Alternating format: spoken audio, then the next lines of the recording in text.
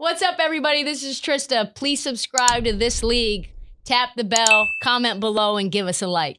On this episode of This League, we're talking about Summer League. It's basically the only thing popping right now. Free agency has come to a close. Dennis Schroeder has finally been signed for absolutely no money, $5.9 million, like less than the Celtics even had to spend. They could have spent 9 point something, and they were like, no, we don't think so. So shout out to the Celtics for making the one great move in the last 5 years, like a great move for Brad Stevens as a GM. Klay Thompson is also giving us incredible boat content happening right now, but really the main course is Summer League. Let's get into some of our first impressions into what is happening in Vegas. Let's drop the beat. Okay, so if you bet Summer League games, are you a passionate or a degenerate gambler? Depends on how you look at it. I saw Summer League lines and I was like, yes. I don't know why. I don't know how, but I saw them and I loved them. And I don't know if you know this about me, but if I had to choose one sports event to attend, doesn't matter. Could be World Series, could be Super Bowl, Olympics, whatever. Summer League is the event I choose. Really? That's the event I choose. I want to go really bad, but I don't know if I can put it over those. That's interesting. I'm telling you. So the reason that I think it's so good, all the other events that you go to, for example, why does Super Bowl suck to cover? Why does it suck to go as a fan? One, it's usually pretty damn cold. It's not always in a warm place. For example, Minneapolis hosted the Super Bowl a few years ago, and I'm telling you, it was brutal. Yeah, that was a bad idea. NFL arenas are terrible. You're never going to get close. Even when you're media, you don't have a place really to sit. You're covering two football teams sucks. It doesn't really matter. You can't really get that personal. No one really even tells you anything of note. Everything that needs to be said has probably been said. Obviously, the week lead up is great, but the event itself is trash. The Super Bowl halftime show in person, fucking trash. Trash. Awful. NBA finals, it's fine. It's good. It's up there for sure. Olympics, terrible. It's terrible because you never get great seats.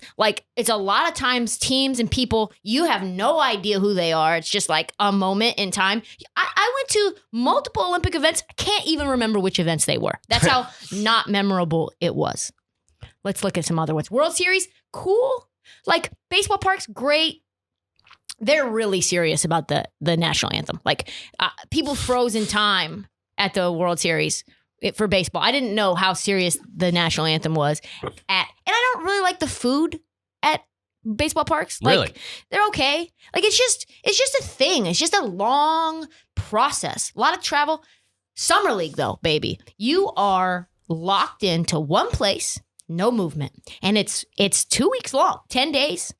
And all of the GMs, all of the head coaches, all NBA stars are there. They are there as fans. They are there amongst the people. You can walk up to Eric Spoelstra and just be like, hey, what's up? I'm Trysta.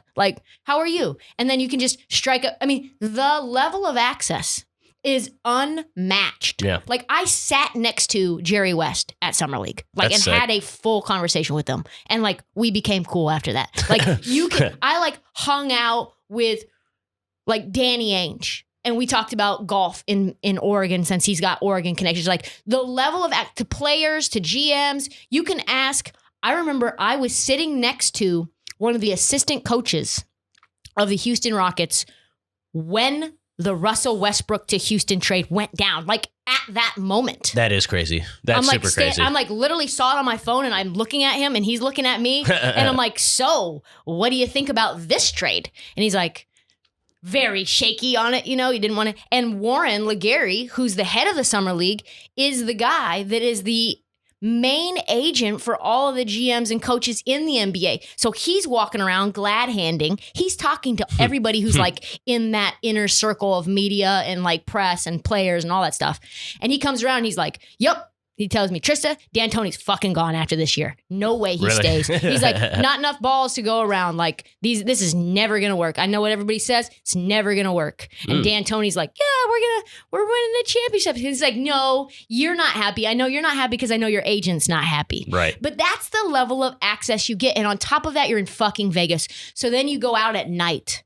And then it's like, not only is it NBA players, out NFL players are there. Like, I had dinner right next to Jalen Ramsey at, I want to say STK in the Cosmo Hotel. Okay. Like Love level, the Cosmo. and like you go out to clubs and dinners and like everybody's there. I was there during the Kawhi trade, like at Tao with a bunch of main people, and everybody's blown away. Yeah. So you're there amongst history.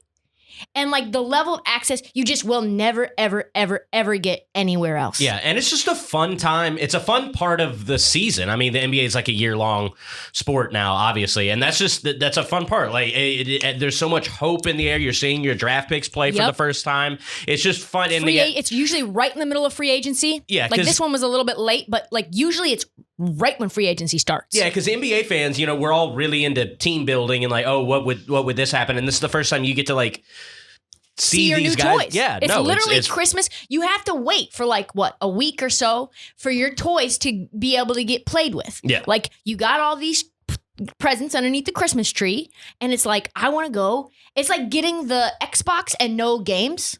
Like you want to use this Xbox and you can't do it, and you can't see who these players are until Summer League. And then it's like, Davion Mitchell? Hell yeah. Alperen Şengün?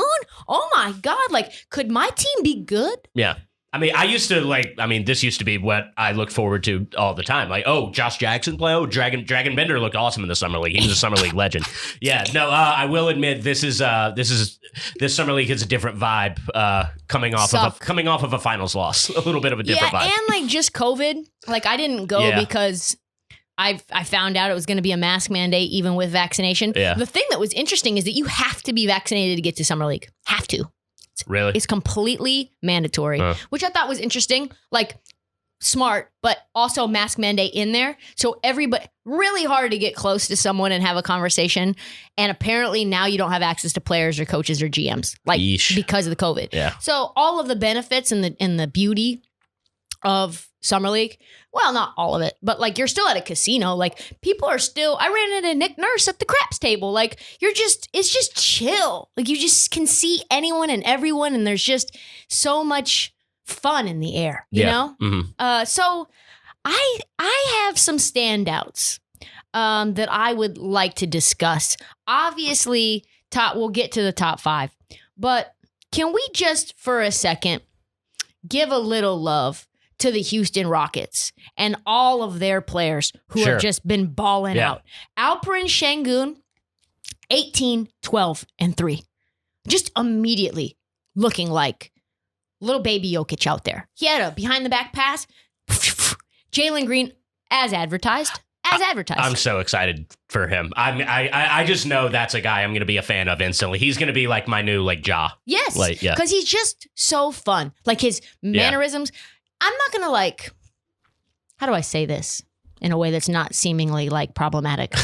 I just love his hair. I was about to say that too. I like his look. Yeah. I just like his look. I like his swag. I like he rolls his shorts up. I just like him. He's just a likable. He's the new Ant Edwards to a degree. Like just fun, funny, swaggy, has a ton of personality out on the floor even when he doesn't have the ball. He's just like, your eye immediately goes to him. Immediately. Yeah. Josh Christopher from Arizona State, looking like a fantastic pick. Yeah, I mean, Summer League kind of tends itself to like small guards like that. Correct. So, but yeah, no, he looked good. How do I know my team is trash?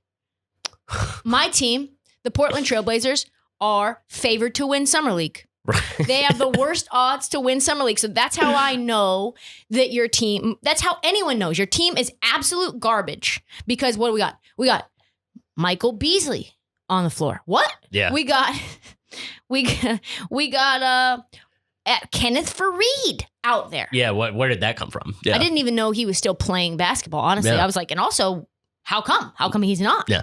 He was good. Y'all got my LSU guys, Antonio Blakeney, right? Antonio Blakeney, Trendon Watford. Yes. Yeah. They're bon- So we've got like plus 400 to win the Summer League, and I'm like, oof. I remember we won the Summer League 2018.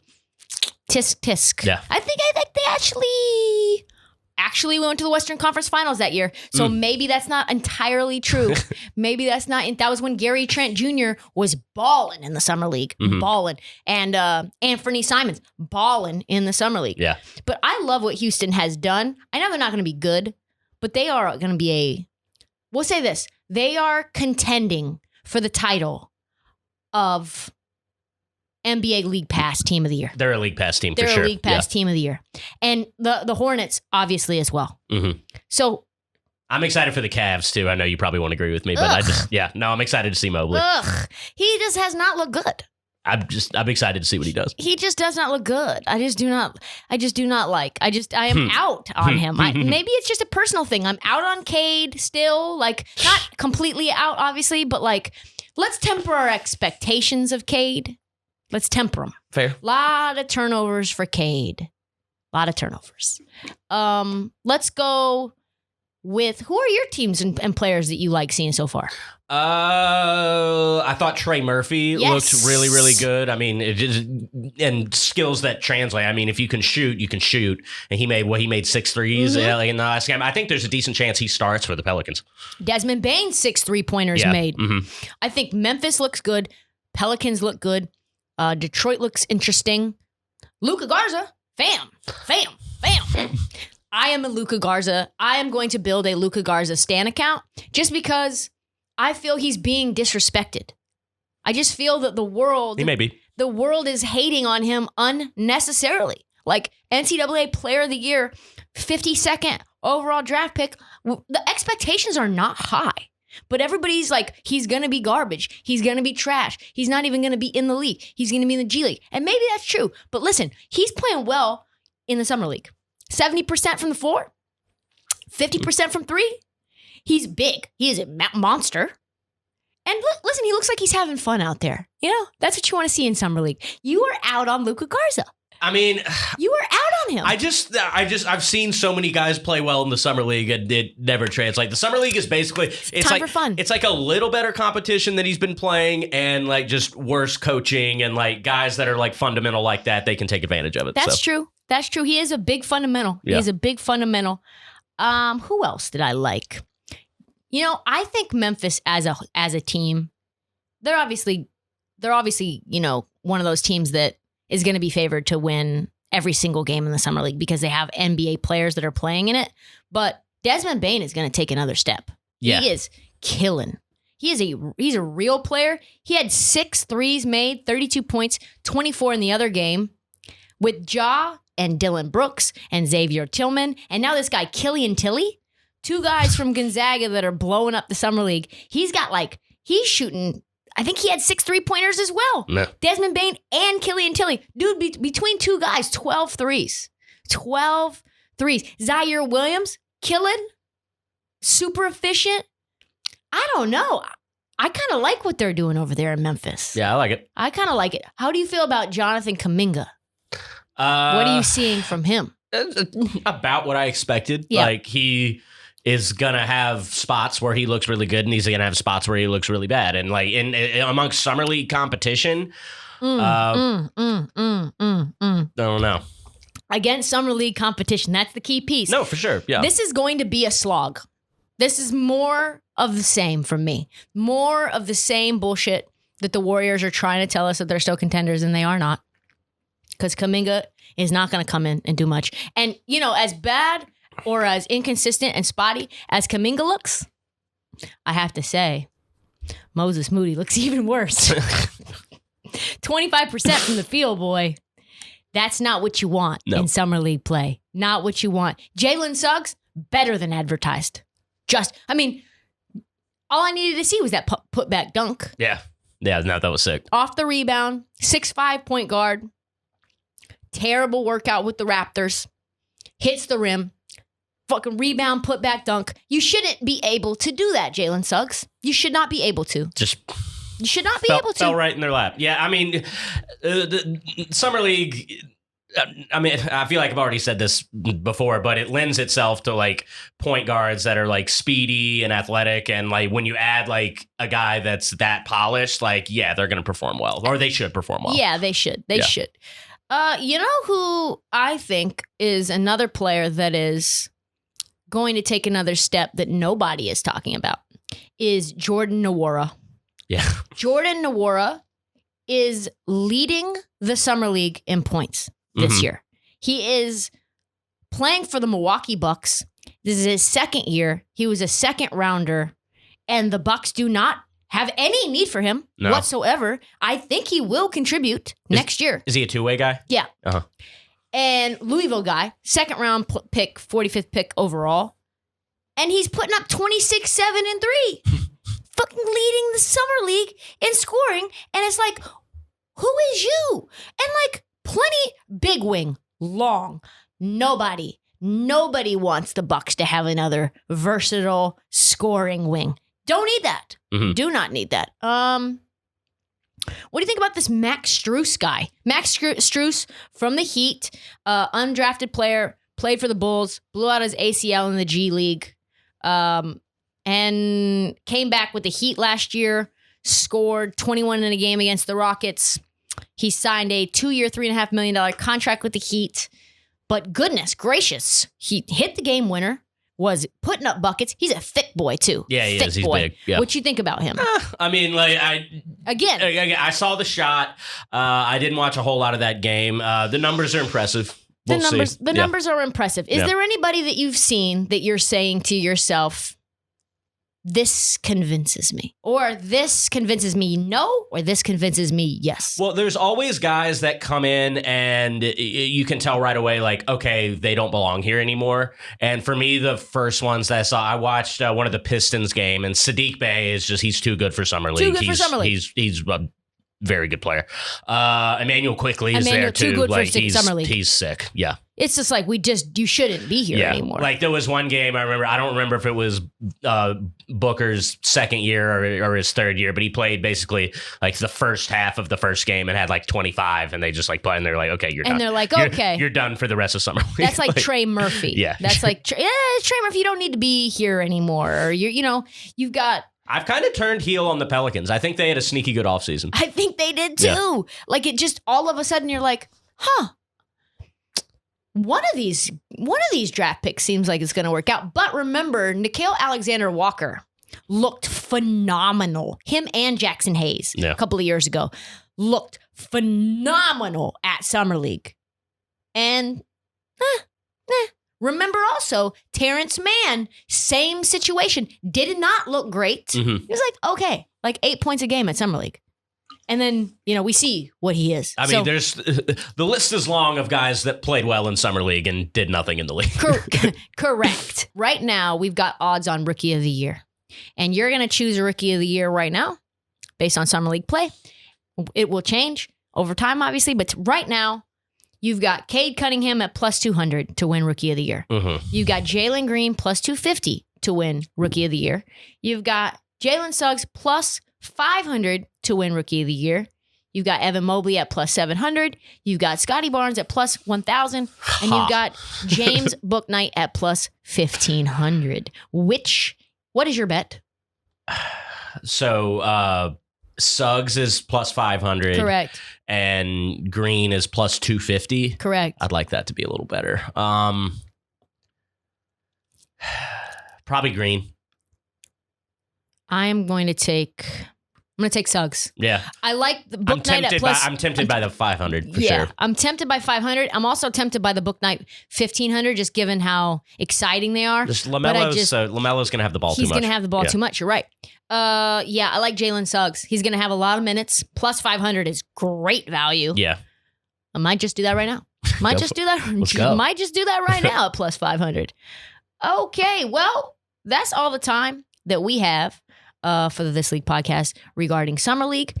Please check the feed for more takes and social clips as we move forward for the rest of the week. There's not a lot to say. It's a dry part of the summer. I'm not at Summer League, so I can't give you any stories. It looks like players are having fun. Steph Curry is, like I said, lying to the world still about the Warriors being back and being the same team. I'm going to put my flag in the anti portion of that take and say they are not back. And a big reason for that is their rookies look in limited play with limited competition like limited players. We will see you Monday afternoon for the next episode.